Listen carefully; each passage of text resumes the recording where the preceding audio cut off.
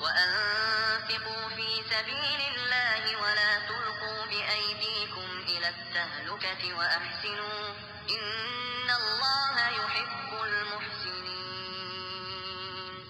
وأتموا الحج والعمرة لله، فإن أحصرتم فما استيسر من الهدي، ولا تحلقوا رؤوسكم حتى يبلغ الهدي محله،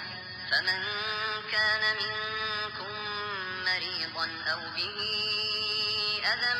من رأسه ففدية من صيام أو صدقة أو نسك، فإذا أمنتم فمن تمتع بالعمرة إلى الحج فما استيسر من الهدي، فمن لم يجد فصيام 3 أيام في الحج و7 إذا رجعتم، تلك